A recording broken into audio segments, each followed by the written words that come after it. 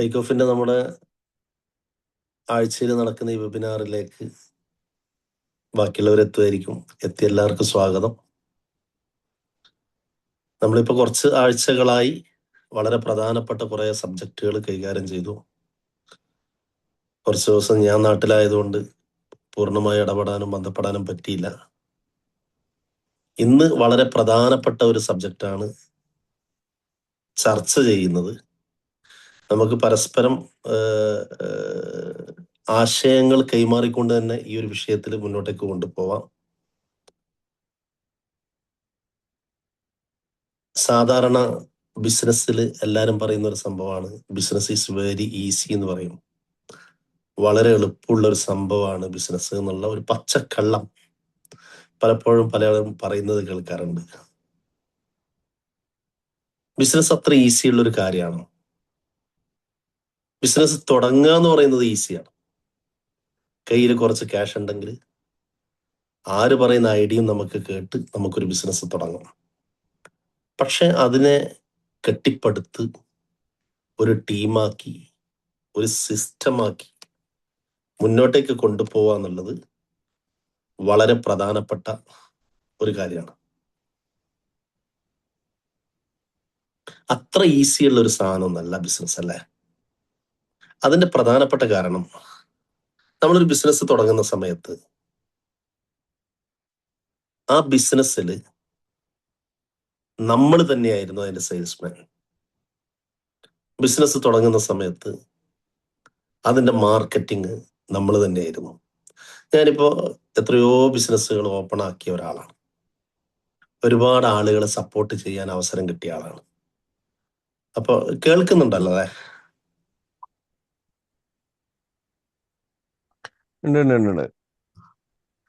പിന്നെ ഇത് സിസ്റ്റം ആയതുകൊണ്ട് തന്നെ നമുക്ക് പരസ്പരം നിങ്ങളെല്ലാം ഒരുപാട് ആശയങ്ങൾ പരസ്പരം പങ്കുവെക്കാൻ പറ്റുന്ന ഒരു കാര്യമാണ്. ഒരു പരസ്പരം അറിയുന്ന ഒരു ടീമല്ലേ, അങ്ങോട്ടും ഇങ്ങോട്ടൊക്കെ സംസാരിച്ചുകൊണ്ട് തന്നെ മുന്നോട്ട് പോകാട്ടോ. നിങ്ങൾ ഇടയ്ക്കും അൺമ്യൂട്ടെല്ലാം ചെയ്യുന്നത് നല്ലതാണ്. അപ്പൊ പിന്നെ ചില ആളുകളൊക്കെ ബിസിനസ് ഓപ്പൺ ചെയ്യാൻ വേണ്ടി വരുമ്പോ സാധാരണ എൻ്റെ ഒരു ബിസിനസ് എന്നുള്ളതൊക്കെ വേഗം ഓപ്പൺ ആക്കി കൊടുത്താൽ മതി. എന്നാലും നമ്മൾ ചോദിക്കുന്ന ചില ചോദ്യങ്ങളൊക്കെ ഉണ്ടാകാറുണ്ട്. അപ്പോൾ ചില ആൾക്കാരോട് ചോദിക്കുമ്പോൾ എങ്ങനെയാണ് പ്ലാന്? അത് പിന്നെ ഞാൻ ഇന്നത്തെ കമ്പനിയിൽ ഉണ്ടായതാണ്. അവിടുന്ന് കുറച്ച് കസ്റ്റമേഴ്സ് ഒക്കെ ഉണ്ട്. ആ കസ്റ്റമേഴ്സ് എൻ്റെ കയ്യിലുള്ളത് കൊണ്ട് തന്നെ ബിസിനസ് വലിയ പ്രശ്നമൊന്നും ഉണ്ടാവില്ല. പിന്നെ നാട്ടിൽ നിന്ന് പിന്നെ ജ്യേഷ്ഠൻ്റെ മകനെ ഇങ്ങോട്ട് കൊണ്ടുവരുന്നുണ്ട്. അവന് കുറച്ച് അക്കൗണ്ടിങ്ങിലും പഠിച്ചതാണ്. അപ്പോൾ അങ്ങനെയൊക്കെയാണ് പല ആൾക്കാരും ബിസിനസ് തുടങ്ങുക. എന്തൊക്കെയായാലും ഒരു തുടക്കത്തിൽ നിങ്ങളൊക്കെ തുടങ്ങുന്ന ഒരു സമയം, സലിംക്കൊക്കെ ഇതിലുണ്ടല്ലോ, മുനീർ ഭായി, നിങ്ങൾ തുടങ്ങുന്ന സമയത്ത് എത്രയോ വർഷങ്ങൾക്ക് മുമ്പ്, ചിലപ്പോൾ ഒരു 10-15 വർഷങ്ങൾക്ക് മുമ്പ് ആ ബിസിനസ്സിൽ നിങ്ങൾ എങ്ങനെയായിരുന്നു കെട്ടിപ്പടുക്കുന്നതിന് മുമ്പ് ഉണ്ടായിരുന്നത്?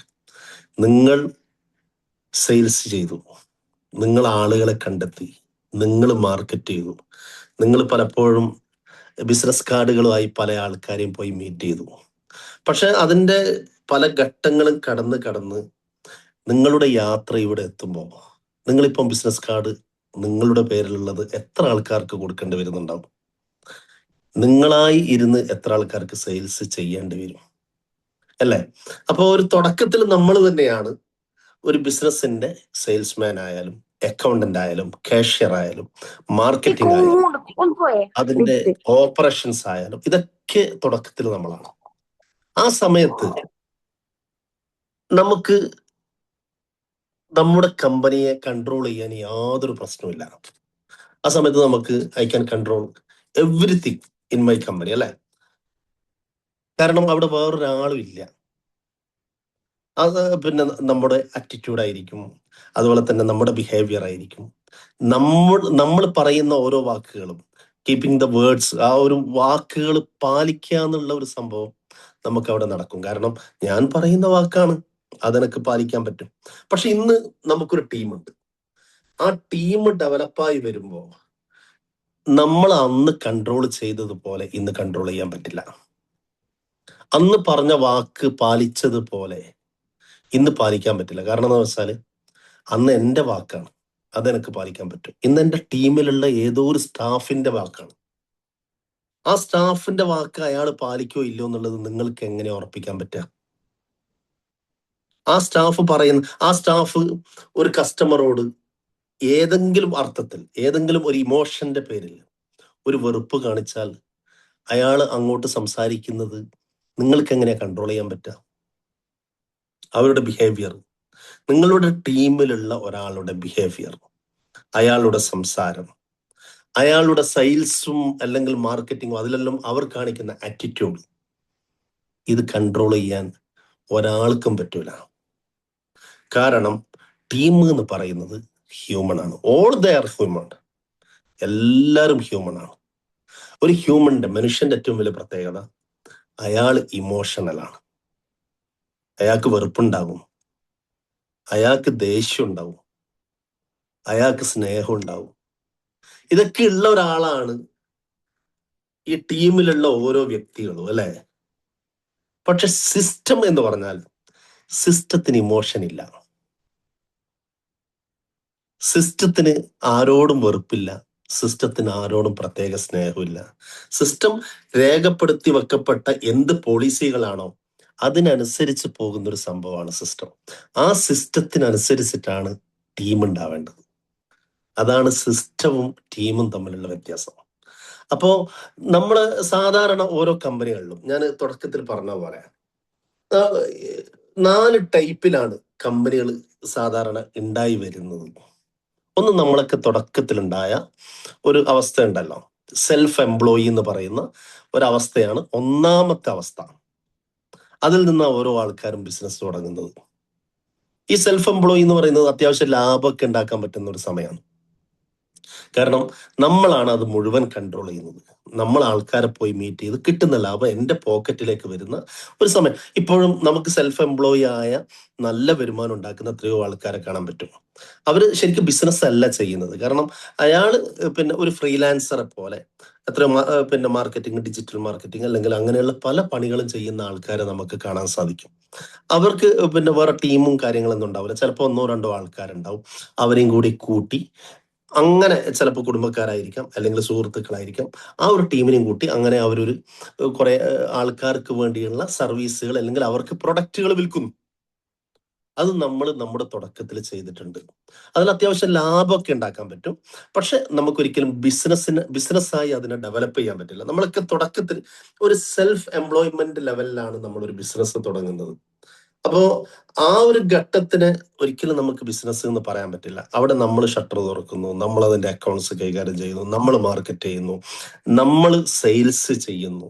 ഇങ്ങനെയുള്ള ഒരു ഘട്ടം നമുക്ക് എല്ലാവർക്കും ഉണ്ടാകാറുണ്ട്. ഇതിന്റെ ഒരു സെക്കൻഡ് ഘട്ടമുണ്ട്. അതൊരു മാനേജ്മെന്റ് ലെവലാണ്. മാനേജ്മെന്റ് ലെവൽ എന്ന് പറഞ്ഞാൽ നമുക്ക് ടീമുണ്ട്, നമുക്ക് അക്കൗണ്ടന്റ് ഉണ്ട്, നമുക്ക് സെയിൽസിന് ആൾക്കാരുണ്ട്, നമുക്ക് മാർക്കറ്റിങ്ങിന് ആൾക്കാരുണ്ട്, ഓപ്പറേഷൻ ആൾക്കാരുണ്ട്. പക്ഷെ ഡ്രൈവ് ചെയ്യുന്നത് ഞാനാണ്. ആ ഒരു ഘട്ടത്തെയാണ് ശരിക്കും മാനേജ്മെന്റ് എന്ന് പറയുന്നത്. ഇതിന്റെ ഒരു പ്രശ്നം എന്താണെന്ന് വെച്ചാൽ, നമ്മളിപ്പോ ഒരു ബസ്സിൽ യാത്ര ചെയ്യുന്നു. ഈ ബസ്സിൽ യാത്ര ചെയ്യുന്ന സമയത്ത് ഇതിന്റെ ഡ്രൈവ് ചെയ്യുന്ന ആള് എവിടെങ്കിലും ഇറങ്ങി, അല്ലെങ്കിൽ അയാളൊന്ന് കുറച്ചേരം ഇരുന്ന് ഉറങ്ങി, ആ ബസ് അവിടെ നിൽക്കും, അല്ലേ?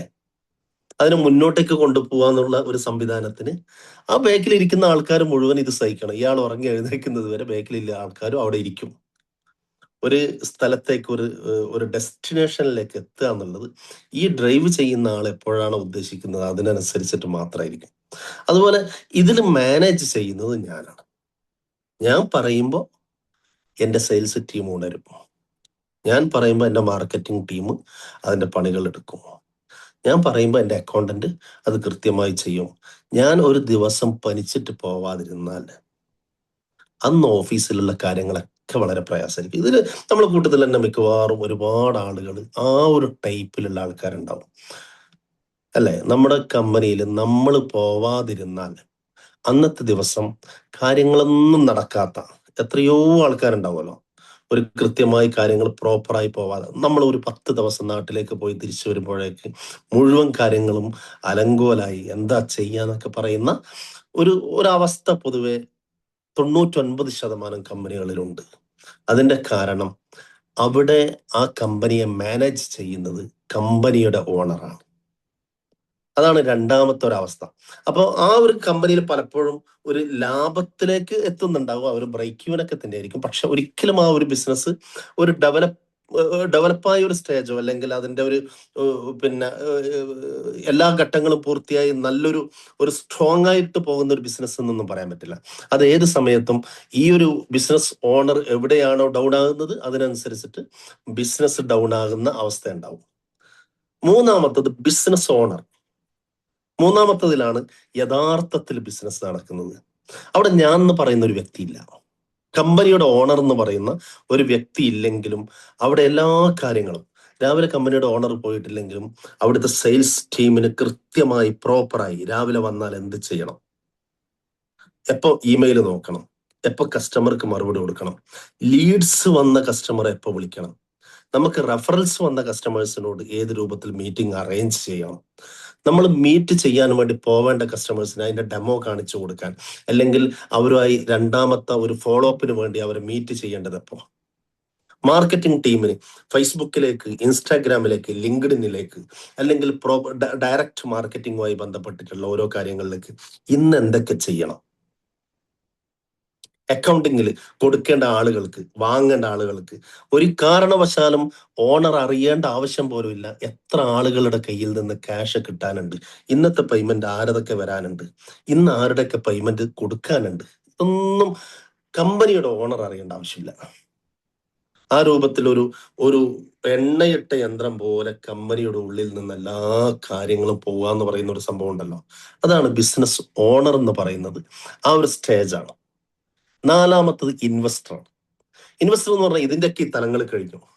ബില്യൺസും മില്യൺസും ഒക്കെ ഓരോ കമ്പനികളിൽ ഇൻവെസ്റ്റ് ചെയ്യുന്ന, തന്റെ കമ്പനിയുമായി ബന്ധപ്പെട്ടിട്ടുള്ള ഒരു കാര്യത്തിലും അതുപോലും ഇൻവെസ്റ്റ്മെന്റ് ആയി മാറുന്ന ഒരു തലം ഉണ്ടല്ലോ. അത് നമുക്ക് നമ്മുടെ സാധാരണ ഒരു ബിസിനസിന്റെ ഒക്കെ എത്രയോ മേലെയുള്ള ഒരു തലമാണ്. അതിലേക്ക് എത്തുക എന്നുള്ളത് ഒരു ബിസിനസ് ഓണറെ സംബന്ധിച്ചിടത്തോളം അവർ കാണേണ്ട ഒരു വിഷയം. അങ്ങനെ 4 തലത്തിലാണ് പൊതുവെ ബിസിനസ് ഉണ്ടാകുന്നത്. അപ്പോൾ ഈ 4 തലങ്ങളും സ്റ്റെപ്പ് ബൈ സ്റ്റെപ്പ് ആയിട്ട് ഉണ്ടാകുന്നത്. നമ്മൾ ഒരു കമ്പനി തുടങ്ങുന്ന സമയത്ത് തന്നെ ഒരു കാരണവശാലും ബിസിനസ് ഓണർ എന്നുള്ള ഒരു സ്റ്റെപ്പിലേക്ക് നമുക്ക് എത്താൻ പറ്റില്ല. നമ്മൾ ഉദ്ദേശിക്കുന്നത് പോലെ നമ്മൾ ഇനി സിസ്റ്റം ഒക്കെ ക്രിയേറ്റ് ചെയ്തിട്ട് നമുക്കൊരു ബിസിനസ് തുടങ്ങാന്ന് പറഞ്ഞാൽ അതൊരു കാരണവശാലും ഒരു പ്രോപ്പറായ ഒരു സിസ്റ്റത്തിലേക്ക് നമുക്ക് കൊണ്ടുവരാൻ കഴിയില്ല. കാരണം സിസ്റ്റം ഉണ്ടാകേണ്ടത് ടീമിനെ ക്രിയേറ്റ് ചെയ്തതിന് ശേഷമാണ്. നമ്മൾ ടീം ഉണ്ടായി, അപ്പോൾ ആരെങ്കിലും ഒരു സിസ്റ്റം പറഞ്ഞു തന്നു, ആ സിസ്റ്റത്തിനനുസരിച്ചിട്ട് ഞാൻ എൻ്റെ ഓഫീസിൽ കൊണ്ടുപോയി ആ സിസ്റ്റം വെക്കുക എന്നുള്ളതല്ല. ഇതൊരു ഒരു ഒരു സോഫ്റ്റ്വെയർ വെക്കലോ അല്ലെങ്കിൽ ഏതെങ്കിലും ഒരു പിന്നെ AI ടൂൾ വെക്കലോ അതൊന്നല്ല. ഇതിനെ ഡോക്യുമെന്റ് ആക്കി നമ്മൾ വെക്കുന്ന ഒരു സംഭവമാണ്. ഓരോ കാര്യങ്ങളെയും ഡോക്യുമെന്റ് ആക്കി വെക്കുക എന്നുള്ളതാണ് ഒരു സിസ്റ്റത്തിന്റെ ഏറ്റവും പ്രധാനപ്പെട്ട കാര്യം. സിസ്റ്റം എന്ന് പറഞ്ഞാൽ ശരിക്കൊരു ഡിസിപ്ലിനാണ്. ഒരു കമ്പനിയുടെ ഡിസിപ്ലിനെ നിശ്ചയിക്കുന്ന സാധനമാണ് സിസ്റ്റം എന്ന് പറയുന്നത്. അപ്പൊ ആ ഡിസിപ്ലിന് അനുസരിച്ചിട്ടായിരിക്കും കമ്പനിയുടെ മുഴുവൻ ടീമും, കമ്പനിയുടെ ഓണർ മുതൽ അവിടുത്തെ തൂപ്പുകാരൻ വരെ വർക്ക് ചെയ്യുന്നത് ആ സിസ്റ്റത്തിനനുസരിച്ചിട്ടായിരിക്കും. അപ്പോൾ സിസ്റ്റത്തിന്റെ അടിസ്ഥാനപരമായ ഒരു ഡോക്യുമെന്റ് ആണ് SOP എന്ന് പറയുന്നത്, സ്റ്റാൻഡേർഡ് ഓപ്പറേറ്റിംഗ് പ്രൊസീജിയർ എന്ന് പറയും. ഈ SOPക്ക് അനുസരിച്ചിട്ടാണ് യഥാർത്ഥത്തിൽ നമ്മളെ കമ്പനിയിലെ ഓരോ കാര്യങ്ങളെയും നമ്മൾ സെറ്റ് ചെയ്യേണ്ടത്. SOP ഉണ്ടാക്കലാണ് നമ്മുടെ കമ്പനിയുടെ ഏറ്റവും പ്രധാനപ്പെട്ട കാര്യം. അതിന് നമുക്ക് SOP ക്രിയേറ്റ് ചെയ്യുന്ന സമയത്ത് നമ്മുടെ കമ്പനിയെ ഓരോ ഡിപ്പാർട്ട്മെന്റുകളായിട്ട് നമ്മൾ മാറ്റണം. ഈ ഡിപ്പാർട്ട്മെന്റുകൾക്ക് അനുസരിച്ചിട്ടാണ് നമ്മുടെ SOPയെ നമ്മൾ എന്താക്കേണ്ടത്, സിസ്റ്റമാറ്റിക് ആക്കേണ്ടത്. ശരിക്കും ഒരു കമ്പനിയിൽ എത്ര ഡിപ്പാർട്ട്മെന്റുകൾ ഉണ്ടാവും നമുക്കൊക്കെ അറിയുന്നതല്ലേ. ഒന്നാമത്തത് ഫൈനാൻസ്, അതുപോലെ തന്നെ ഓപ്പറേഷൻ, സെയിൽസ്, മാർക്കറ്റിംഗ്, HR. ഇതാണ് ഏറ്റവും പ്രധാനപ്പെട്ട. അതിന്റെ അണ്ടറിലാണ് ബാക്കിയുള്ള പിന്നെ ചെറിയ ചെറിയ ഡിപ്പാർട്ട്മെന്റുകളും കാര്യങ്ങളും. ഇപ്പൊ പർച്ചേസ്, അത് ഓപ്പറേഷന്റെ അണ്ടറിലാണ്. അങ്ങനെയുള്ള പല കാര്യങ്ങളും ഈ പറയുന്ന പിന്നെ ഈ 5 കാര്യങ്ങളുടെ അണ്ടറിലാണ് വരുന്നത്. അപ്പൊ ഈ ഡിപ്പാർട്ട്മെന്റുകൾക്ക് അടിസ്ഥാനമാക്കിയിട്ടാണ് നമ്മൾ എന്താക്കേണ്ടത്, SOP ക്രിയേറ്റ് ചെയ്യേണ്ടത്. ആ SOPയിൽ ആണ് നമ്മുടെ പ്ലാനിങ്ങും കാര്യങ്ങളും ഇതൊക്കെ നമ്മൾ എന്താക്കണം, രേഖപ്പെടുത്തി വെക്കുക എന്നുള്ളതാണ്. ഒരു കമ്പനിയെ സംബന്ധിച്ചിടത്തോളം ഇത് രേഖപ്പെടുത്തി വെക്കുമ്പോഴാണ് ആ കമ്പനി പ്രോപ്പറായി മുന്നോട്ട് പോകുന്നത്. അതിന്റെ ഏറ്റവും വലിയ ഉദാഹരണം, നമ്മൾ പിന്നെ സ്റ്റാഫ് മീറ്റിംഗ് നടത്തുന്നു. സ്റ്റാഫ് മീറ്റിംഗ് നടക്കുന്ന സമയത്ത് ഇന്ന് എനിക്ക് നേരം വിളിക്കുന്ന സമയത്ത് ഏതൊരു മോട്ടിവേഷൻ ക്ലാസ് ഒക്കെ കേട്ടു. ഇന്ന് ഭയങ്കരമായ ഒരു ഐഡിയ വന്നു. ഞാന് സ്റ്റാഫ് മീറ്റിംഗിൽ പോയി ഇത് ഭയങ്കരമായി പ്രസന്റ് ചെയ്തു, അവരോട് ആ തീരുമാനമൊക്കെ എടുത്തു, തിരിച്ചു വന്നു. നാളെ എനിക്ക് മറ്റൊരു ഐഡിയ വരാം. ആ ഐഡിയക്ക് അനുസരിച്ചിട്ട് ഞാൻ നാളെ എന്താക്കുന്നു, സ്റ്റാഫ് മീറ്റിംഗ് അല്ലെങ്കിൽ അടുത്ത ആഴ്ച മീറ്റിംഗ് നടക്കുന്ന സമയത്ത് ഞാൻ വീണ്ടും അവരോട് സംസാരിക്കാം. ആ സംസാരിക്കുന്ന സമയത്ത് ഇന്ന് പറഞ്ഞ ഐഡിയക്ക് ഓപ്പോസിറ്റായ മറ്റൊരു കാര്യമാണ് പറയുന്നതെങ്കിൽ സംഭവിക്കാലോ. അങ്ങനെയൊക്കെ സംഭവിക്കാറില്ല? നമ്മുടെയൊക്കെ മീറ്റിങ്ങുകളിൽ അങ്ങനെയൊക്കെ സംഭവിക്കാറുണ്ടല്ലോ. അത് എന്തുകൊണ്ടാണെന്ന് വെച്ചാൽ നമ്മൾ ഈ SOP ക്രിയേറ്റ് ചെയ്തു, ഓരോ ഡിപ്പാർട്ട്മെന്റുകൾ സെറ്റ് ചെയ്തു, അതിന്റെ പ്ലാനിങ് മുതൽ നമ്മുടെ ഓരോ കാര്യങ്ങളും ഡോക്യുമെന്റഡ് ആയിരിക്കണം, അത് രേഖപ്പെടുത്തി വെക്കപ്പെട്ടതായിരിക്കണം. അത് ഓരോന്നും നമ്മൾ ലിസ്റ്റ് ചെയ്തിട്ട് എഴുതിയെടുത്തിട്ട് ചെയ്യേണ്ട സാധനമാണ്. നമുക്കിപ്പോ ഒരു സിസ്റ്റം ക്രിയേറ്റ് ചെയ്യുമ്പോൾ നമുക്ക് ഏതെങ്കിലും ഒരു ഡിപ്പാർട്ട്മെന്റ് നമുക്ക് എടുക്കാം. ഉദാഹരണത്തിന് സെയിൽസ് എടുക്കുന്നു. സെയിൽസ് എടുക്കുന്ന സമയത്ത് ആ സെയിൽസിന്റെ പ്ലാനിങ് ആണ് നമ്മൾ, അതിന്റെ ഒരു പോളിസിയാണ് നമ്മൾ ആദ്യം ഉണ്ടാക്കേണ്ടത്. അങ്ങനെ ഓരോ ഡിപ്പാർട്ട്മെന്റും നമ്മൾ എടുക്കണം. പോളിസി എടുക്കുമ്പോൾ നമ്മൾ സെയിൽസിനെ കാണേണ്ടത് തുടക്കത്തില് നമ്മൾ എഴുതാൻ തുടങ്ങാണ്. ഒന്നാമത്തത്, ഈ സെയിൽസ് ഏത് ടൈപ്പ് സെയിൽസ് ആണ് എന്നുള്ളത് നമുക്ക് വ്യക്തമായ ഒരു ബോധം വേണം. ഇത് ഷോർട്ട് ടൈം സെയിൽസ് ആണോ, അല്ല ഒരു ലോങ് ടൈം പർപ്പസിലുള്ള സെയിൽസ് ആണോ? അത് രണ്ടും രണ്ടാണ്. ഷോർട്ട് ടൈം എന്ന് വെച്ചാൽ ഇപ്പൊ ഞാൻ എൻ്റെ ബിസിനസ് സെറ്റപ്പ് സർവീസ് അതില് പിന്നെ ഒരു ഫ്രീലാൻസ് വിസ കൊടുക്കുകയാണെങ്കിൽ ആ ഒരു ടീമിനെ നമ്മൾ ഫ്രീലാൻസ് വിസ എന്ന് പറഞ്ഞാൽ 2 വർഷത്തേക്ക് ഒരാൾക്ക് ഒരു വിസ കൊടുക്കുന്നു. അയാൾ 2 വർഷം കഴിഞ്ഞതിന് ശേഷം ചിലപ്പോൾ നമ്മുടെ അടുത്ത് വരാതിരിക്കാം. അങ്ങനെയൊക്കെ ഉണ്ടാകുന്ന ഒരു വിസ ഉണ്ടല്ലോ. ആ വിസ കൊടുക്കുന്ന ഒരു കസ്റ്റമറെ സംബന്ധിച്ചിടത്തോളം നമ്മൾ അവർക്ക് വേണ്ടി നമ്മൾ മാർക്കറ്റ് ചെയ്യുന്നതും അത് സെയിൽസ് ചെയ്യുന്നതും ഒരു ഷോർട്ട് ടൈം പർപ്പസാണ്. അതിന് നമ്മൾ പല ഗിമിക്കുകളും കാണിച്ച് അല്ലെങ്കിൽ പല ഓഫറുകളും കൊടുത്ത് നമ്മളൊരു ഷോർട്ട് ടൈം പർപ്പസിൽ മാത്രം കൊടുക്കുന്ന ഒരു സാധനമാണ്. അപ്പൊ അതില് നമുക്ക് ഒരുപാട് ആ ഒരു സെയിൽസിന് വേണ്ടിയിട്ടുള്ള പ്രൊസീജിയറും കാര്യങ്ങളൊന്നും ആവശ്യമില്ല. ഒരു ഷോർട്ട് ടൈം പർപ്പസിൽ മാത്രം ചെയ്യുന്ന ഒരു സാധനം. അതിന് പകരം ഒരു ലൈസൻസ് എടുക്കുന്ന ഒരു കസ്റ്റമർ, ആ ലൈസൻസ് എടുത്തതിന് ശേഷം അയാൾക്ക് ഒരുപാട് കാര്യങ്ങൾ വേണം. അയാൾക്ക് ലേബർ കാർഡ് വേണം, അയാൾക്ക് ഇമിഗ്രേഷൻ കാർഡ് വേണം, അതിനുശേഷം അയാൾ ക്വാട്ട എടുക്കണം, അയാൾക്ക് എംപ്ലോയീസിനെ വേണം, അയാൾക്ക് മാർക്കറ്റിംഗ് വേണം, അയാൾക്ക് വെബ്സൈറ്റ് ഉണ്ടാക്കണം, അയാളെ സോഷ്യൽ മീഡിയ സപ്പോർട്ട് ചെയ്ത് കൊടുക്കണം, അയാൾക്ക് സ്ട്രാറ്റജി ഉണ്ടാക്കി കൊടുക്കണം. ആ ഒരു ലൈസൻസ് എടുക്കുന്ന കസ്റ്റമറെ സംബന്ധിച്ചിടത്തോളം അയാളുടെ ആ ബിസിനസ്സുമായി ബന്ധപ്പെട്ട നിരവധി കാര്യങ്ങൾക്ക് എൻ്റെ കമ്പനിക്ക് ഇടപെടാനുണ്ട് അല്ലേ. അപ്പോൾ അവിടെ അതൊരു ലോങ് ടൈം പർപ്പസാണ്. അപ്പോൾ ആ ഒരു ടൈപ്പിലുള്ള ഒരു സെയിൽസ് ആകുമ്പോൾ അപ്പോൾ ഞാൻ ആദ്യം തന്നെ എഴുതി വെക്കണം എൻ്റെ കമ്പനിയുടെ ഒരു സെയിൽസിന്റെ സ്റ്റൈൽ ഏതായിരിക്കണം എന്നുള്ളത്. അത് ഷോർട്ട് ടൈം ആണോ, ലോങ് ടൈം ആണോ? ലോങ് ടൈം ആണെങ്കിൽ ആ ഒരു സെയിൽസ് എങ്ങനെയാണ് നമ്മൾ അതിനെ രൂപപ്പെടുത്തേണ്ടത്, അതിൽ സെയിൽസ്മാൻ ഏത് രൂപത്തിലാണ് കസ്റ്റമറോട് പറയേണ്ടത്, ഇതൊക്കെ നമ്മളുടെ അടുത്ത് പ്രോപ്പർ ആയിട്ടുള്ള ഒരു പ്ലാൻ ഉണ്ടായിരിക്കണം. രണ്ടാമത്തത്, അതിലുള്ള എംപ്ലോയീസ്. സെയിൽസിന് നമ്മൾ ഒരു എംപ്ലോയീസിനെ നിശ്ചയിക്കുമ്പോൾ അവർ കൺട്രോൾഡ് ആണോ അല്ല എംപവേർഡ് ആണോ എന്നുള്ളത് നമുക്ക് ആദ്യം തന്നെ തീരുമാനം ഉണ്ടാവണം. ഇന്ന് നമ്മൾ അവരോട് പറയണം കൃത്യം 9 മണിക്ക് വരണം, വൈകുന്നേരം 6 മണിക്ക് നിങ്ങൾ പോണം, ഇന്ന് 30 കോള് നിങ്ങൾ ചെയ്യണം, ഒരു 50 ആളുകൾക്ക് നിങ്ങൾ മെസ്സേജ് ചെയ്യണം. ഇതൊക്കെ പറയുന്നത് ശരിക്കും കൺട്രോൾഡ് ആയിട്ടുള്ള ഒരു സിസ്റ്റമാണ്. അത് 100% വിജയിക്കുന്ന പ്രോപ്പറായി പോകുന്ന എത്രയോ കമ്പനികളുടെ ഒരു വളരെ അവരുടെ കമ്പനിക്ക് അനുസരിച്ചിട്ടുള്ള ഒരു പോളിസിയാണ്. എൻ്റെ കമ്പനിക്ക്, നിങ്ങളുടെ കമ്പനിക്ക് ഏത് പോളിസിയാണ് വേണ്ടതെന്ന് നമുക്കറിയാം. അത് മറ്റൊരാൾ പറഞ്ഞു തന്നിട്ട് ചെയ്യേണ്ട ഒരു സാധനമല്ല. അന്നേരം എൻ്റെ കമ്പനിക്ക് ഈ ഒരു രൂപത്തിലുള്ള സെയിൽസ് ആണോ വേണ്ടതെന്ന് ഞാൻ തീരുമാനിക്കണം. അപ്പോൾ ആ ഒരു കൺട്രോൾഡ് ആയി ഈ സെയിൽസ്മാൻ വളരെ കൃത്യമായി 9 മണിക്ക് വന്ന് 6 മണിക്ക് അല്ലെങ്കിൽ 7 മണിക്ക് പോവണം. അയാള് 30 കോള് ചെയ്യണം, അല്ലെങ്കിൽ 50 കോള് ചെയ്യണം, 100 മെസ്സേജ് ചെയ്യണം. ഇതൊരു കൺട്രോൾഡ് ആയിട്ടുള്ള ഒരു സ്റ്റൈലാണ്. അതിന് പകരം എംപവേർഡ് ആയിട്ടുള്ള സെയിൽസ്മാനെ കമ്പനിക്ക് നിശ്ചയിക്കാം. പക്ഷെ ഇതിൽ ഏതാണെന്നുള്ളത് എല്ലാ സെയിൽസ്മാനും അതായിരിക്കണം. ഒരാളെ കൺട്രോൾഡ് ആക്കി മറ്റൊരാളെ എംപവേർഡ് ആക്കി, അത് സിസ്റ്റം അല്ല. അത് കമ്പനിയുടെ ഉള്ളിൽ ഒരുപാട് പ്രശ്നങ്ങൾ ഉണ്ടാക്കുന്ന സാധനമാണ്. അപ്പൊ ഇതിൽ ഏതാണെന്നുള്ളത് നമ്മൾ ആദ്യം തീരുമാനം. അതാ ഞാൻ പറഞ്ഞു, പോളിസി നിശ്ചയിക്കുക, SOP ഉണ്ടാക്കുക എന്നുള്ള പറയുമ്പോൾ അതിൽ ഫസ്റ്റ് നമ്മൾ തീരുമാനിക്കണം, എന്റെ ഓഫീസിലുള്ള എല്ലാ സെയിൽസ്മാനും എങ്ങനെ ആയിരിക്കണം എന്നുള്ളത് ഞാൻ നിശ്ചയിക്കണം. അപ്പോ ഇനി എംപവേർഡ് ആണെങ്കിൽ ഞാൻ അവരോട് പറയാം, നീ വന്നാലും പ്രശ്നമല്ല, വന്നിട്ടില്ലെങ്കിലും പ്രശ്നമല്ല, 9 മണിക്കല്ല 11 മണിക്ക് എനിക്ക് വരാം. പക്ഷെ നീ നിർബന്ധമായും ഇത്ര കസ്റ്റമേഴ്സിനെ മീറ്റ് ചെയ്ത് എനിക്ക് ചുരുങ്ങിയത് ഒരു 50,000 ദിർഹംസിന്റെ പ്രോഫിറ്റ് ഒരു മാസം ഉണ്ടാക്കണം.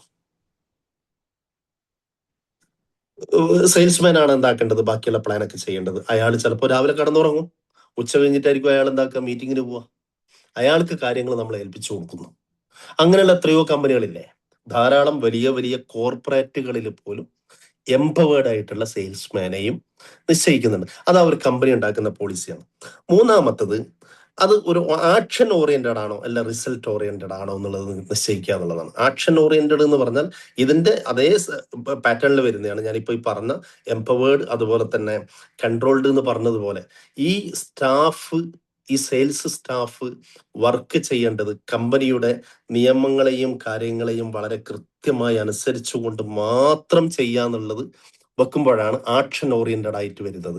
അതിന് പകരം റിസൾട്ട് ഓറിയന്റഡ്, നമുക്ക് റിസൾട്ട് മാത്രം മതി, എന്താവശ്യമില്ല, ഒരാക്ഷനും കമ്പനി പറയുന്നത് അനുസരിക്കണം എന്നില്ല എന്ന് തീരുമാനിക്കുമ്പോൾ അതെന്തായി, ആക്ഷൻ ഓറിയന്റഡ് ആയി, അല്ലെങ്കിൽ റിസൾട്ട് ഓറിയന്റഡ് ആയിട്ടാണ് സാധാരണ വരിക.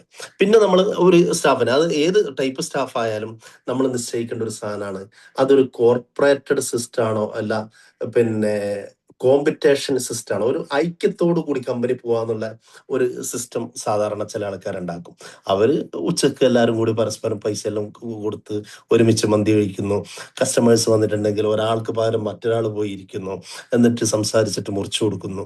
ആ ഒരു ടൈപ്പിൽ പോകുന്ന, വളരെ ഐക്യത്തോടു കൂടി കമ്പനിയിലുള്ള സ്റ്റാഫുകൾ പോകുന്ന ഒരു സിസ്റ്റം നമുക്ക് ഉണ്ടാക്കാം. അതിന് പകരം ഇവരെ തന്നെ പരസ്പരം ഒരു കോമ്പറ്റീഷൻ ലെവലിലേക്ക്, ഇവൻ 15 രൂപ ഉണ്ടാക്കി, 15,000 ദിർഹംസ് ഉണ്ടാക്കി, അപ്പോ അടുത്ത ആഴ്ചത്തെ മീറ്റിംഗിൽ ഞാൻ പോയി പ്രസന്റ് ചെയ്യുമ്പോൾ എന്നേക്കാൾ മേലേക്ക് അയാൾ കയറരുത്. ആ ഒരു കോമ്പറ്റീഷൻ എല്ലാ കാര്യത്തിലും. ഇയാൾ ഇന്ന ടൈപ്പിലുള്ള കസ്റ്റമറെ കണ്ടെത്തി, അപ്പോൾ ഞാൻ പ്രസന്റ് ചെയ്യുന്ന സമയത്ത് എന്നേക്കാൾ നല്ലൊരു ലെവലിലേക്ക് അയാൾ പോകുന്ന ഒരു അവസ്ഥ ഉണ്ടാക്കരുത്. അപ്പൊ ഞാൻ വേറൊരു കസ്റ്റമറെ കണ്ടെത്തണം എന്ന് പറയുന്ന ആ ഒരു കോമ്പറ്റീഷൻ ലെവലിൽ അത് ഏത് ടൈപ്പിലാണ് ഉണ്ടാക്കേണ്ടത് എന്നുള്ളത് നമ്മൾ നേരത്തെ നിശ്ചയിക്കണം. ഇങ്ങനെ മുഴുവൻ ഒരു സ്റ്റാഫിന്റെ കാര്യമായാലും കമ്പനിയിലുള്ള കസ്റ്റമർ സെൻട്രിക് ആണോ നമ്മൾ ആക്കുന്നത്, അങ്ങനെ ഓരോ കാര്യത്തിലും വളരെ പ്രോപ്പറായിട്ട് നമ്മൾ ഇത് എഴുതി വെക്കുക എന്നുള്ളതാണ് ഒന്നാമത്തെ കാര്യം. ഇത് പ്ലാൻ ചെയ്ത് കഴിഞ്ഞാലാണ് ഒരു ബിസിനസ് വളരെ പ്രോപ്പറായിട്ട് മുന്നോട്ട് പോവാം. ഇത് പ്ലാൻ ചെയ്യാത്ത കാലത്തോളം നമുക്ക് ബിസിനസ്സിനെ പ്രോപ്പറായിട്ട് മുന്നോട്ടേക്ക് കൊണ്ടുപോകാൻ പ്രയാസമാണ്. പിന്നെ ഇതിൽ ഏറ്റവും പ്രധാനപ്പെട്ട ഒന്ന്, ഈ പ്ലാനിങ് നമ്മൾ ചെയ്തു കഴിഞ്ഞാൽ പിന്നെ ഉണ്ടാകുക TRASP എന്ന് പറയും. ഈ ഒരു 7 അക്ഷരങ്ങളിലാണ് ഒരു സിസ്റ്റം, ഒരു തുണ്ട് കടലാസിലാണ് ഒരു കമ്പനിയുടെ സിസ്റ്റം 100% നിലനിൽക്കുന്നത്. നിങ്ങൾക്കൊരു കമ്പനിയുടെ സിസ്റ്റം ഉണ്ടാക്കണം. നിങ്ങൾക്കൊരു കമ്പനിയെ സിസ്റ്റമാറ്റിക് ആയിട്ട് മുന്നോട്ട് കൊണ്ടുപോകണം. ഈ സാധനം കറക്റ്റായിട്ട് പഠിക്കാൻ വേണ്ടി കഴിഞ്ഞാൽ മതി. അതിനു മുമ്പ് നമ്മൾ ഉണ്ടാക്കേണ്ടത് ഈ ഒരു TRASP എന്ന് പറയുന്ന ഈ 7 അക്ഷരങ്ങളുടെ ഉള്ളിലേക്കുള്ള സംഭവങ്ങൾ നമ്മൾ സെറ്റ് ചെയ്യുന്നതിന് മുമ്പ് നമ്മുടെ 5 ഡിപ്പാർട്ട്മെന്റുകൾ ഉണ്ടല്ലോ. ഈ 5 ഡിപ്പാർട്ട്മെന്റുകൾ നമ്മൾ നിശ്ചയിച്ചിട്ട് അതിലേക്കാണ് സിസ്റ്റങ്ങൾ നമ്മൾ കൊണ്ടുവരേണ്ടത്. അതിൽ ഒന്നാമത് നമ്മൾ സിസ്റ്റം കൊണ്ടുവരേണ്ടത് ഫൈനാൻസിലാണ്, അക്കൗണ്ടിങ്ങിലാണ്. അക്കൗണ്ടിങ്ങിലാണ് ആദ്യം ഒരു സിസ്റ്റം കൊണ്ടുവരേണ്ടത്. നമ്മൾ സാധാരണ ഇപ്പോ പിന്നെ കമ്പനികളൊക്കെ തുടങ്ങുന്ന സമയത്ത് പൊതുവെ എല്ലാവരും ആ കാര്യത്തിൽ വളരെ ഈ കാലഘട്ടത്തിൽ വളരെ സീരിയസ് ആയി ചിന്തിക്കുന്നവരാണ്, വളരെ സിസ്റ്റമാറ്റിക് ആയി മുന്നോട്ട് കൊണ്ടുപോകണം എന്നല്ല ആഗ്രഹിക്കുന്ന ആൾക്കാരാണ്. എന്നാൽ പൊതുവെ ഒരു കമ്പനി തുടങ്ങുന്ന സമയത്ത് ഒരു പ്രോപ്പറായ അക്കൗണ്ടിങ് സിസ്റ്റമോ ഒരു അക്കൗണ്ടന്റോ കാര്യങ്ങളൊന്നും ഉണ്ടാവില്ല. ഇപ്പൊ കഴിഞ്ഞ കുറച്ച് ദിവസം മുമ്പ് നമ്മുടെ അടുത്തൊരു കമ്പനി ഓപ്പൺ ആക്കിയ ഒരാള്, പിന്നെ കമ്പനി ഓപ്പൺ ആക്കിയതിനു ശേഷം നമ്മൾ സാധാരണ സംസാരിക്കുന്നത് പോലെ കാര്യങ്ങളൊക്കെ സംസാരിച്ചു. ഇയാള് ഒരു ലോജിസ്റ്റിക് കമ്പനിയാണ് തുടങ്ങുന്നത്. ലോജിസ്റ്റിക് കമ്പനിയുടെ എല്ലാ കാര്യങ്ങളും പൂർത്തിയാക്കിയതിനു ശേഷം ഞാൻ പിന്നെ മൂപ്പരോട് കാര്യങ്ങൾ എങ്ങനെയാണ് പിന്നെ ഏത് രൂപത്തിലാണ് കസ്റ്റമറെല്ലാം നിങ്ങൾ ഇപ്പോൾ അക്വയർ ചെയ്യാൻ വേണ്ടി ഉദ്ദേശിക്കുന്നത്? ഇപ്പോൾ ഒരു യുദ്ധത്തിന്റെ അടിസ്ഥാനത്തിൽ മൊത്തത്തിൽ എല്ലാ സ്ഥലങ്ങളും പൊട്ടി നിൽക്കുന്ന അല്ലെങ്കിൽ കണ്ടെയ്നർ വരാത്ത ഒരു സമയത്ത് നിങ്ങൾ ഒരു ലോജിസ്റ്റിക് കമ്പനി ഇങ്ങനെ ഓപ്പൺ ആക്കാനല്ല കാരണം അയാൾ അതിന് ഒരു പ്ലാൻ പറഞ്ഞു. ഞാനിങ്ങനെ ഒരുപാട് കാലമായി ലോജിസ്റ്റിക് മേഖലയിലുള്ളത്, യുദ്ധം കഴിയുമ്പോഴേക്ക് എനിക്ക് കസ്റ്റമേഴ്സിനൊക്കെ കിട്ടും, ഞാനിപ്പോൾ ആൾക്കാരോട് സംസാരിച്ച് വളരെ പോസിറ്റീവാണ്, കാര്യങ്ങളൊക്കെ പറഞ്ഞു. അപ്പോൾ ഞാൻ അതിന്റെ രണ്ടാമത്തെ ഒരു ഭാഗമായി നമ്മുടെ ഉള്ളിലുള്ള ഒരു സെയിൽസ്മാൻ ഉണരുമല്ലോ. ഇനി നിങ്ങൾ എങ്ങനെയാണ് എംപ്ലോയീസിനെല്ലാം എടുക്കുന്നത് എന്നുള്ള രൂപത്തിലുള്ള കാര്യങ്ങളൊക്കെ ചോദിച്ചപ്പോൾ മൂപ്പര് പറഞ്ഞു, എൻ്റെ മകനാണ് അക്കൗണ്ടിങ്ങും കാര്യങ്ങളൊക്കെ നോക്കുന്നത്, മകനെ ഞാൻ ഇങ്ങോട്ടേക്ക് കൊണ്ടുവന്നിട്ടുണ്ട്, അവനാണ് അക്കൗണ്ടിങ് ഒക്കെ നോക്കുന്നത്, ഞാൻ അതിൻ്റെ പിന്നെ അക്കൗണ്ടിങ് ഓപ്പറേഷൻ അവിടെ ഓഫീസിൽ അവനിരിക്കും, എന്നിട്ട് ബാക്കിയുള്ള കാര്യങ്ങൾ ഞാൻ പിന്നെ കസ്റ്റമേഴ്സിനൊക്കെ കൊണ്ടു കൊടുക്കും, ഇപ്പം ഞാൻ നാട്ടിലേക്ക് പോവാണ്, അപ്പോൾ മകനെ ഞാൻ ഏൽപ്പിച്ചിട്ട് പോവാണെന്ന് പറഞ്ഞിട്ട് മൂപ്പര് കാര്യങ്ങൾ പറഞ്ഞു. എത്ര സിമ്പിളായിട്ടാണ് ഒരു കമ്പനിയുടെ കാര്യത്തിൽ ആളുകൾ കാണുന്നത് എന്നുള്ളതാണ് ഞാൻ ഈ വിഷയത്തിൽ ഏറ്റവും പ്രധാനമായിട്ട് സൂചിപ്പിക്കുന്നത്. നമ്മൾ ഒരു കമ്പനി ഡെവലപ്പായി വരുന്നതിന് മുമ്പ് തന്നെ കമ്പനിയുടെ സ്റ്റാർട്ടിങ്ങിൽ ഉണ്ടാക്കേണ്ട ഏറ്റവും ഫിക്സ് ചെയ്ത് വെക്കേണ്ട ഒരു സാധനമാണ് ആ കമ്പനിയുടെ അക്കൗണ്ടിങ് ഏറ്റവും പ്രോപ്പർ ആക്കുക എന്നുള്ളത്. ഇത് പ്രോപ്പർ അല്ലെങ്കിലുള്ള പ്രശ്നം എന്താണെന്ന് വെച്ചാൽ, ഇത് മക്കളെ ആക്കണ്ട എന്നല്ല പറയുന്നത്, മക്കള് അതിൽ എംപ്ലോയി ആയിരിക്കണം. ആ എംപ്ലോയിക്ക് ഉണ്ടാകേണ്ട എല്ലാ നിബന്ധനകളും ആ മകൻ പാലിക്കാൻ വേണ്ടി പറ്റണം. മകനായാലും അനുജനായാലും അയൽപക്കക്കാരനായാലും അളിയനായാലും ആരെ നിശ്ചയിക്കുകയാണെങ്കിലും അതിന് ഈ തുടക്കത്തിൽ തന്നെ നമ്മളെ കുടുംബക്കാരെ നിശ്ചയിക്കുമുണ്ടാകുന്ന ഒരു പ്രയാസം എന്താണെന്ന് അറിയാം. ഞാനും എൻ്റെ അനുജനും ഞാനും എൻ്റെ മകനും ഇങ്ങനെ ഈ ഒരു രൂപത്തിൽ നമ്മൾ ഈ കമ്പനിയെ നമ്മൾ ഉണ്ടാക്കുമ്പോൾ ഉണ്ടാകുന്ന ഏറ്റവും വലിയ പ്രയാസം എന്താണെന്ന് അറിയാം. നമ്മൾ രണ്ടുപേരുമാണ് ഈ കമ്പനിയെ നിയന്ത്രിക്കുന്നത്. ഉപ്പാക്ക് മകനോട് പറയുന്നതിൽ ലിമിറ്റും കാര്യങ്ങളൊന്നുമില്ല. പക്ഷേ ഒരു എംപ്ലോയിനോട് പറയേണ്ട എല്ലാ സ്ട്രിക്റ്റോട് കൂടി മകനോട് പറഞ്ഞിട്ട് കാര്യമില്ല. കാരണം അവന്റെ കമ്പനി അത്. അപ്പൊ ഉപ്പ ലീവ് എടുത്തു ഇന്ന്, നാളെ മകനും ലീവ് എടുക്കും. നാട്ടില് പിന്നെ പെങ്ങളുടെ മകന്റെ കല്യാണം ഉണ്ട്, ഉപ്പ ഒരു മാസം ലീവ് എടുത്തിട്ട് നാട്ടിലേക്ക് പോകണം, ഇവനക്ക് ലീവ് എടുക്കേണ്ടി വരും, കമ്പനി ഇവിടെ പൂട്ടിയിടും അല്ലെ? ഇങ്ങനെയുള്ള ഒരുപാട് പ്രശ്നങ്ങൾ ഒരു കുടുംബത്തിലുള്ള ഏറ്റവും പ്രധാനപ്പെട്ട ഒരു അംഗത്തെ തുടക്കത്തിൽ തന്നെ ആക്കുമ്പോൾ ഒരുപാട് കമ്പനികൾ ഫേസ് ചെയ്യുന്നുണ്ട്. ഞാൻ ഓപ്പൺ ആക്കിയ എത്രയോ കമ്പനികളിൽ നിരന്തരമായി കാണുന്ന ഒരനുഭവം ഞാൻ പറയുന്നത്. അപ്പോൾ അക്കൗണ്ടിങ്ങിലേക്ക് അതിൽ എക്സ്പീരിയൻസ് ഉള്ള, അതിൽ പ്രൊഫഷൻ ആയിട്ടുള്ള ഒരാളെ തന്നെ നിയമിക്കുക എന്നുള്ളതാണ് അതിൽ ഏറ്റവും പ്രധാനപ്പെട്ട കാരണം. എന്നിട്ട് അതിലേക്ക് സിസ്റ്റം ഉണ്ടാക്കുക. ആ സിസ്റ്റം ഉണ്ടാക്കുമ്പോൾ അക്കൗണ്ടന്റ് പാലിക്കേണ്ട ഒരുപാട് കാര്യമുണ്ട്. എത്ര അടുത്ത ആൾക്കാരായാലും കമ്പനിക്ക് കിട്ടേണ്ട ഒരു പേയ്മെന്റ് അത് വാങ്ങാൻ വേണ്ടി കഴിയുന്ന ആളായിരിക്കണം ഫൈനാൻസിൽ ഉണ്ടാവേണ്ടത്. കമ്പനിയിൽ നിന്ന് പോവേണ്ട പേയ്മെന്റ് അത് വളരെ കറക്റ്റ് ആണോ എന്ന് അറിഞ്ഞു കൊടുക്കാൻ വേണ്ടി പറ്റുന്ന ആളായിരിക്കണം. ഇയാളുടെ ഇമോഷൻ അനുസരിച്ച് ഇന്നും നാക്ക് കൊടുക്കുക. ചിലപ്പോൾ എൻ്റെ ഓഫീസിന് മുമ്പെല്ലാം അനുഭവം ഉണ്ടാകാറുണ്ട്. ഒരു സ്റ്റാഫ് അല്ലെങ്കിൽ ഞാൻ അതിന്റെ ഒരു ഉദാഹരണം പറയുന്നതാണ്. അപ്പോ അയാൾക്ക് കൊടുക്കേണ്ട ഒരു കമ്പനി പോളിസി അനുസരിച്ചിട്ടുള്ള ഒരു പേയ്മെന്റ് ഉണ്ടാവും. ഈ അക്കൗണ്ടന്റിനോട് എന്തെങ്കിലും ഒരു സങ്കടം പറഞ്ഞിട്ടുണ്ടെങ്കിൽ മൂപ്പര് ആകാം ഒന്ന് എന്നാ പിന്നെ പിന്നെ മറ്റേതും കൂടി കൂട്ടിയിട്ട് എന്നാ ഇങ്ങനെ കൊടുത്തേക്കാം. ലാസ്റ്റ് എന്റെ കയ്യിലേക്ക് എത്തുമ്പോഴായിരിക്കും ഈ ഒരു സംഭവം ചിലപ്പോൾ നമ്മൾ പോലും അറിഞ്ഞിട്ടുണ്ടാവില്ല. അങ്ങനെ ഒരു നിങ്ങൾക്കൊക്കെ ഒരു കാലം അങ്ങനെ ഉണ്ടായിട്ടുണ്ടാകും. അക്കൗണ്ടിങ് പ്രോപ്പർ അല്ലെങ്കിൽ അതൊരു സിസ്റ്റമാറ്റിക് അല്ലെങ്കിൽ ഇതിന്റെ പോളിസി ഇതാണ്, ഇന്ന രൂപത്തിൽ മാത്രമേ അത് സ്റ്റാഫ് ആയാലും കസ്റ്റമർ ആയാലും വെൻഡർ ആയാലും ആ രൂപത്തിൽ മാത്രമേ ആ പേയ്മെന്റ് പോവാൻ പാടുള്ളൂ. നമ്മുടെ സിസ്റ്റത്തിൽ ആ പേയ്മെന്റിന് മറ്റൊരു ഡെഫിനേഷൻ വരാൻ പാടില്ല. അതെങ്ങനെയാ വരിക? സിസ്റ്റം ഇല്ലെങ്കിൽ ഇതൊക്കെ വരും. കാരണം ഇപ്പുറം ഇമോഷൻ വർക്ക് ചെയ്യുന്നുണ്ട്, ഇയാളുടെ ഹ്യൂമൻ എന്ന് പറയുന്ന ഒരു സംഭവം വർക്ക് ചെയ്യുന്നുണ്ട്, ഈ ഇമോഷനിലുള്ള വെറുപ്പ് ചിലപ്പോൾ വർക്ക് ചെയ്യും, ഈ ഇമോഷനിലുള്ള സ്നേഹം വർക്ക് ചെയ്യും. അത് വർക്ക് ചെയ്യുന്നതിനനുസരിച്ചിട്ട് പേയ്മെന്റിന്റെ രീതി മാറിയാൽ അത് കമ്പനിയെ ബാധിക്കും. രണ്ടാമത്തത് എന്തും നടക്കുന്ന ഒരു സംഭവമാണ് ഫൈനാൻസ് അല്ലെ? നമ്മൾ അറിയാതെ ഏത് കാര്യങ്ങളും സംഭവിക്കുന്ന ഒരു സ്ഥലമാണ് ഫൈനാൻസ്. നമ്മൾ കഷ്ടപ്പെട്ട് മെനക്കെട്ട് ഒരു ഫണ്ട് റെഡിയാക്കി കൊണ്ടുവരുന്നു, അല്ലെങ്കിൽ ഒരു കസ്റ്റമർ റെഡിയാക്കുന്നു, സെയിൽസ് നടക്കുന്നു, ഇപ്പുറം പ്രോപ്പർ മാനേജ്മെന്റ് അല്ലെങ്കിൽ ഏതെല്ലാം എക്സ്പെൻസുകൾ നമ്മൾ അറിയാതെ ഈ കമ്പനിയിൽ പോകും. ഇതൊക്കെ സംഭവിക്കുന്ന ഒരു സ്ഥലമാണ് അക്കൗണ്ടിങ്. അപ്പൊ അതിനെ പ്രോപ്പർ ആക്കുക, അതിനെ സിസ്റ്റമാറ്റിക് ആക്കുക, അതിനെ പോളിസി നിശ്ചയിക്കുക, അതിൽ ഓരോ കാര്യങ്ങളും പോകുന്നതിനെ കുറിച്ചിട്ടുള്ള റിപ്പോർട്ടിംഗ് നമ്മുടെ കയ്യിലുണ്ടാകും. നമ്മുടെ വീക്കിലി ഒരു റിപ്പോർട്ട് നിർബന്ധമായി ഒരു ബിസിനസ് ഓണറുടെ കയ്യിലുണ്ടായിരിക്കണം. ബിസിനസ് ഓണർക്ക് അക്കൗണ്ടന്റ് നിർബന്ധമായും വീക്കിലി ഒരു റിപ്പോർട്ട് തന്നിരിക്കണം.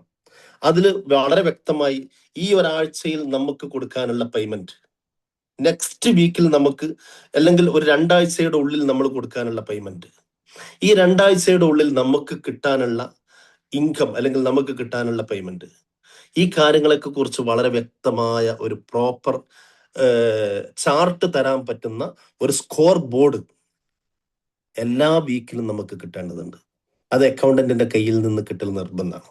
അത് മാത്രമല്ല, നമുക്ക് 1-2 ദിവസം കൂടുമ്പോൾ ഇയാളുടെ അടുക്കൽ ഒരു 10 മിനിറ്റ് ഇരിക്കുമ്പോഴേക്ക് എല്ലാ പിക്ചറും തരാൻ പറ്റുന്ന ആളായിരിക്കണം ആ അക്കൗണ്ടന്റ്. എത്ര വെൻഡേഴ്സ് ഉണ്ട്, അവർക്ക് എത്ര പേയ്മെന്റ് കൊടുക്കാനുണ്ട്, എത്ര കസ്റ്റമേഴ്സിന്റെ കയ്യിൽ നിന്ന് ഈ വീക്കിൽ നമുക്ക്, അതൊരു മിനിറ്റ് കൊണ്ട് നമുക്ക് അതിന്റെ സിസ്റ്റമാറ്റിക്കായി നമുക്ക് തരാൻ പറ്റുന്ന, അത് എല്ലാം ഇപ്പൊ സോഫ്റ്റ്വെയറിൽ അവൈലബിൾ ആയിരിക്കും. പക്ഷെ അതിനെ കൈകാര്യം ചെയ്യാൻ അറിയാത്ത ഒരാളാണെങ്കിൽ ഇതിലൊക്കെ പ്രശ്നങ്ങൾ ഉണ്ടാവും. അതാണ് ഞാൻ ഈ ഒരു വിഷയത്തിൽ പറയുന്നത്. അപ്പൊ അത് വളരെ പ്രോപ്പറാക്കാൻ കഴിയുന്ന ഒരാളെ തന്നെ നമുക്ക് നിയമിക്കാൻ പറ്റുക എന്നുള്ളതാണ് ഒന്നാമത്തത്. രണ്ടാമത്തത് പർച്ചേസ് ആണ്. പർച്ചേസ് ഓപ്പറേഷന്റെ ഭാഗമായിട്ട് വരുന്നതാണ്. പക്ഷെ നമ്മൾ സിസ്റ്റം ഉണ്ടാക്കേണ്ടത് രണ്ടാമത്തത് പർച്ചേസിലാണ്. അക്കൗണ്ടിങ്ങിൽ പിന്നെ ഫൈനാൻസിൽ നമ്മൾ സിസ്റ്റം ഉണ്ടാക്കിയാൽ രണ്ടാമത് പർച്ചേസിൽ നമ്മൾ നിർബന്ധമായും, കാരണം കമ്പനി അറിയാതെ, ഓണർ അറിയാതെ എല്ലാ ലീക്കുകളും സംഭവിക്കാൻ സാധ്യതയുള്ള ഒരു മേഖലയാണ് പർച്ചേസ്. ഞാൻ മുമ്പ് ഒരു സൂപ്പർ മാർക്കറ്റ് തുടങ്ങിയത് ഒരുവിധ ഇടയിലുള്ള ആളുകൾക്കെല്ലാം അറിയാം. അതിന്റെ എന്റെ മുമ്പേ ഉണ്ടായിരുന്ന, നമ്മൾ പൊട്ടി, അതിന് മുമ്പ് അതിനേക്കാൾ വലിയൊരു പൊട്ടൽ വേറൊരു ടീം പൊട്ടിയിട്ടാണ് നമ്മുടെ കയ്യിലേക്ക് വരുന്നത്. പക്ഷെ ഇത് പൊട്ടാനുള്ള കാരണം, അയാൾ പൊട്ടാനുള്ള ഏറ്റവും പ്രധാനപ്പെട്ട കാരണം അതിന്റെ കക്ഷിന് നമ്മളോട് പറഞ്ഞൊരു വിഷയമാണ്. അതിന്റെ പ്രോപ്പർ ആയിട്ടുള്ള പർച്ചേസിൽ കമ്പനിയുടെ ഓണർ അറിയാതെ ചിലപ്പോൾ സ്റ്റോക്കുകൾ വാങ്ങുന്നതിലും അതുപോലെ തന്നെ കൊടുക്കുന്നതിലൊക്കെ കമ്പനിയുടെ ഓണർ അറിയാത്ത രൂപത്തിൽ പല കാര്യങ്ങളും നടക്കുന്ന ഒരു മേഖലയാണ് പർച്ചേസ് ചെയ്യുന്ന ആൾക്ക് ഈ പിന്നെ ഡിസ്ട്രിബ്യൂട്ട് ചെയ്യുന്ന ടീമിൽ നിന്ന് കമ്മീഷൻ വാങ്ങാം, ഏജന്റിൽ നിന്ന് കമ്മീഷൻ വാങ്ങാം, അവർക്ക് തമ്മിൽ ഒത്തുതീർപ്പ് ഉള്ളിൻ്റെ ഉള്ളിൽ എല്ലാം നടത്താം, അതിനനുസരിച്ചിട്ട് സ്റ്റോക്കുകളെ കാണിക്കാം. ഇതൊക്കെ ചെയ്യാൻ പറ്റുന്ന ഒരു സ്ഥലമാണ് പർച്ചേസ്. അപ്പൊ പർച്ചേസിന് വളരെ സ്ട്രോങ് ആയിട്ടുള്ള സോഫ്റ്റ്വെയർ വേണം. അതോടൊപ്പം അതിനെ വളരെ കൺട്രോൾഡ് ആയിട്ട് കൊണ്ടുപോകാൻ പറ്റുന്ന ഒരു സിസ്റ്റം ഉണ്ടായിട്ടില്ലെങ്കിൽ കമ്പനി ഏത് സമയത്തും പൂട്ടിപ്പോകുന്ന ഒരു സ്ഥലമാണ് പർച്ചേസ്. അപ്പൊ അതിനെ ആ ഒരു രൂപത്തിലേക്ക് സെറ്റ് ചെയ്ത് കൊണ്ടുവരാന്നുള്ളതാണ് ഒരു ബിസിനസ് ഓണറിന്റെ ഏറ്റവും വലിയ പ്രധാനപ്പെട്ട പിന്നെ ഘടകം. മൂന്നാമത്തത്, ഇത് രണ്ടും സിസ്റ്റമാറ്റിക് ആക്കി കൊണ്ടുവന്നാൽ മൂന്നാമത് കൊണ്ടുവരേണ്ടത് HR ആണ്. അതിൽ പ്രത്യേകിച്ചും റിക്രൂട്ട്മെന്റ്. HR ഒരുപാട് സംഭവങ്ങളുണ്ട് അല്ലെ, അതിൽ പെർഫോമൻസ് ഉണ്ട്, അങ്ങനെ പല കാര്യങ്ങളും, ഓഫീസിന്റെ ടൈമിംഗ് മുതൽ മുഴുവൻ കാര്യങ്ങളും നിശ്ചയിക്കേണ്ടതും സെറ്റ് ചെയ്യേണ്ടതും HR ആണ്. പക്ഷെ അതിൽ റിക്രൂട്ട്മെന്റ്, അതിന്റെ ഏറ്റവും പ്രധാനപ്പെട്ട ക്ലാസ് സഫീർ കുറച്ച് ദിവസം മുമ്പ് നമുക്ക് എടുത്തു തന്നതേ ഉള്ളൂ. അപ്പോൾ ഒരു റിക്രൂട്ട്മെന്റ് എടുക്കുമ്പോൾ, ഒരു ഹയറിങ് ചെയ്യുമ്പോൾ എന്തൊക്കെ കാര്യങ്ങൾ ശ്രദ്ധിക്കണം. പലപ്പോഴും നമ്മളൊക്കെ അനുഭവിക്കുന്ന ഒരു പ്രധാനപ്പെട്ട പ്രശ്നം ഒരു പ്രോപ്പർ ആയിട്ടുള്ള ഒരു സ്റ്റാഫിനെ കിട്ടാത്തതാണ്. നമ്മൾ ഉദ്ദേശിക്കുന്ന, നമുക്ക് ലക്ഷ്യമൊക്കെ ഉണ്ടാവും, ഇന്ന ടൈപ്പിലുള്ള സ്റ്റാഫ് ആയിരിക്കണം, സെയിൽസ് ചെയ്യാൻ അയാൾ വിളിക്കുമ്പോഴൊക്കെ കസ്റ്റമേഴ്സ് വരികയും മീറ്റിംഗ് ചെയ്യും, പ്രോപ്പറായിട്ട് മുറിക്കാനൊക്കെ പറ്റുന്ന കപ്പാസിറ്റി ഉള്ള സ്റ്റാഫ് ആയിരിക്കണം എന്നുള്ളത് നമ്മൾ ആഗ്രഹിക്കും. പക്ഷെ അവരെ കണ്ടെത്താനും അങ്ങനെയുള്ള ഒരു ടീമിനെ റിക്രൂട്ട് ചെയ്യാനും പറ്റുക എന്നുള്ളത് വലിയൊരു പ്രയാസമുള്ള ഒരു കാര്യമാണ്.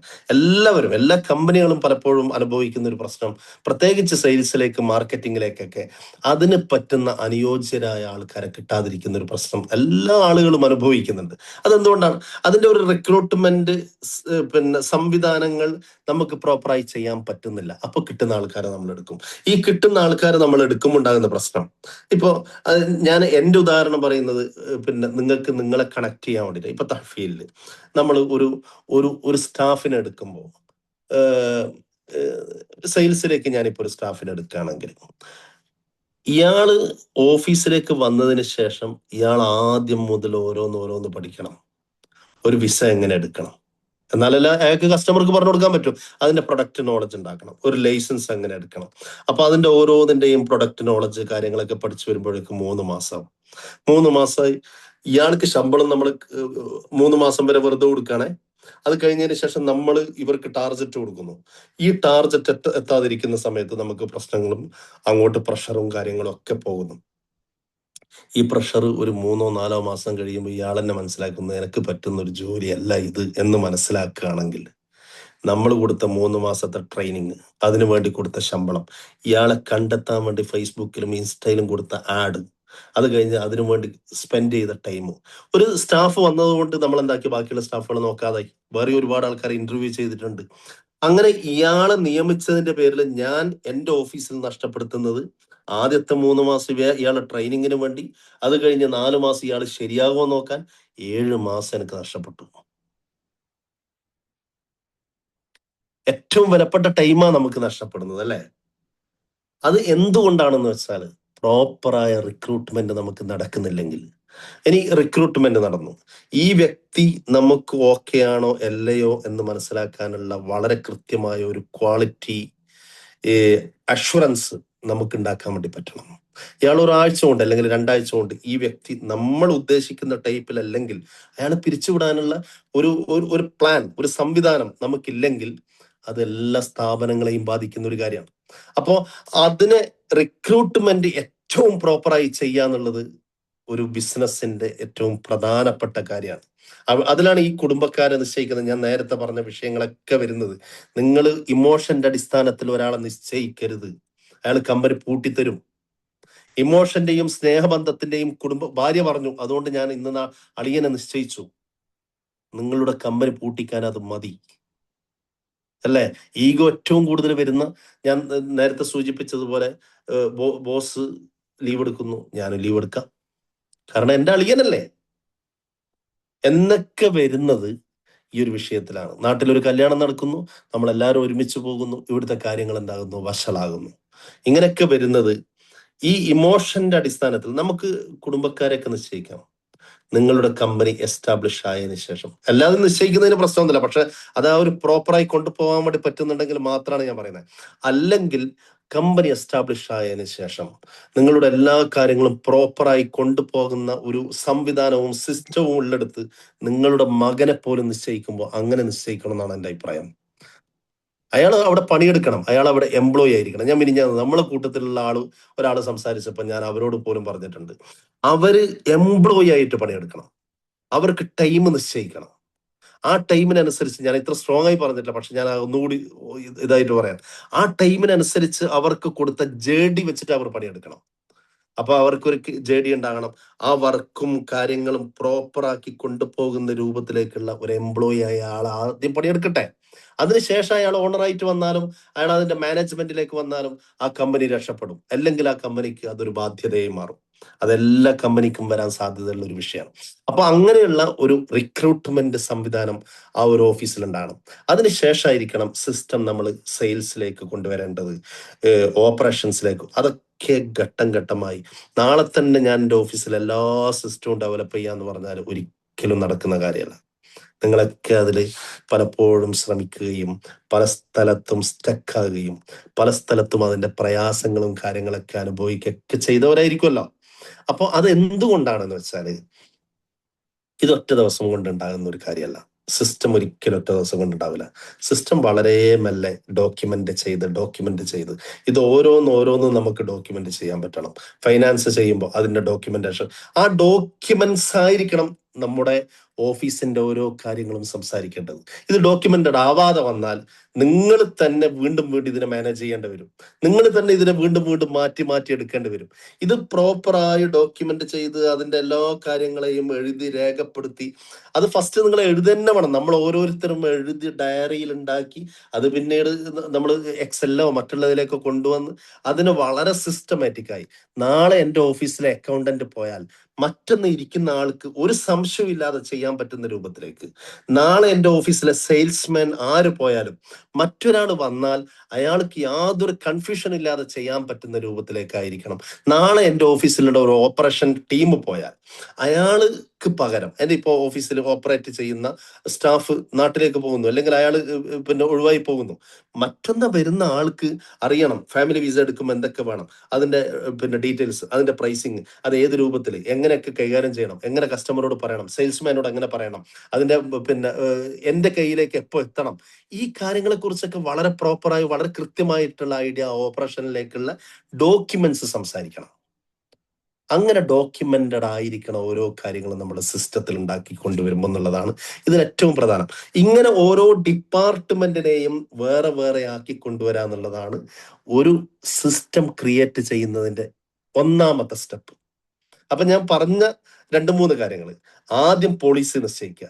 അത് ഈ ഡിപ്പാർട്ട്മെന്റുകൾക്ക് വേണ്ടി പോളിസി നിശ്ചയിക്കുക, കമ്പനിക്ക് വേണ്ടി പോളിസി നിശ്ചയിക്കുക, അത് നമ്മൾ ഡോക്യുമെന്റ് ആക്കുക. പിന്നെ ഈ ഡിപ്പാർട്ട്മെന്റിൽ ഓരോന്നിനെ നമ്മൾ സിഗ്രേറ്റ് ചെയ്യുന്നു, ഇതിനെ വേർതിരിച്ചെടുക്കുന്നു. എന്നിട്ട് അതിലേക്ക് നമ്മൾ ഓരോ സിസ്റ്റങ്ങൾ സ്റ്റെപ്പ് ബൈ സ്റ്റെപ്പായി നമ്മൾ കൊണ്ടുവരുന്നു.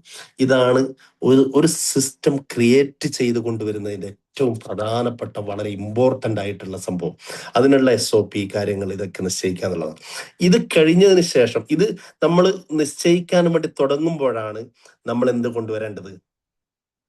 ഞാൻ കുറച്ചു നേരത്തെ സൂചിപ്പിച്ച TRA, TR, SP, ഈ 7 അക്ഷരങ്ങളുടെ ഉള്ളിലാണ് നമ്മുടെ സിസ്റ്റം ടോട്ടൽ കിടക്കുന്നത്.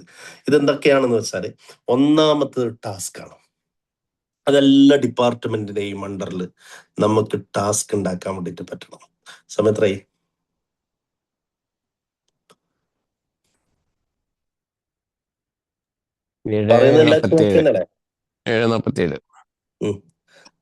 പറയുന്നത് ഏകദേശം ആൾക്കാർ എല്ലാവർക്കും ഓക്കെ തന്നെയല്ലേ? മനസ്സിലാവുന്നുണ്ടോ?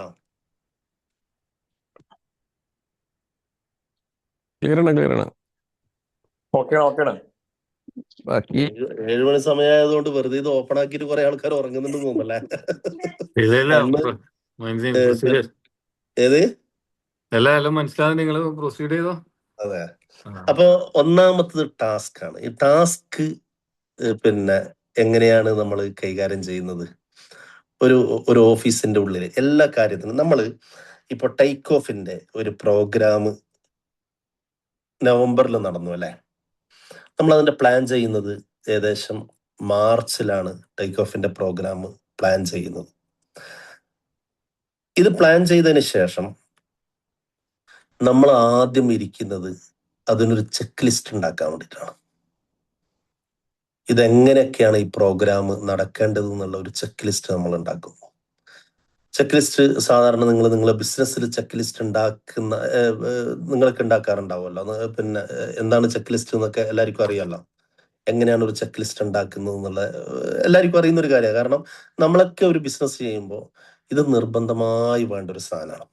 അപ്പൊ ടേക്ക് ഓഫിന്റെ ഈ പ്രോഗ്രാം നടക്കുന്ന സമയത്ത് എനിക്ക് തോന്നുന്നത് ഞാനും സഫീറും ഷിനാസൊക്കെ ഇരുന്നിട്ട് 100 ചില്ലറ ചെക്ക് ലിസ്റ്റ് ഉണ്ടാക്കിയിട്ടുണ്ട്.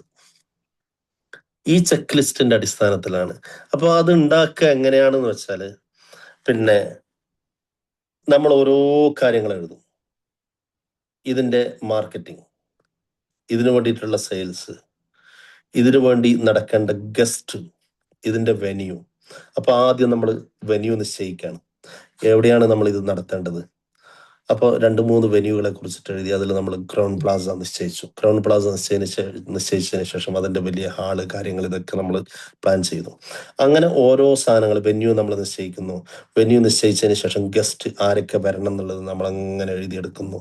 എത്ര ഗസ്റ്റുകൾ വരണം അങ്ങനെയുള്ള സാധനങ്ങൾ എഴുതിയെടുക്കുന്നു.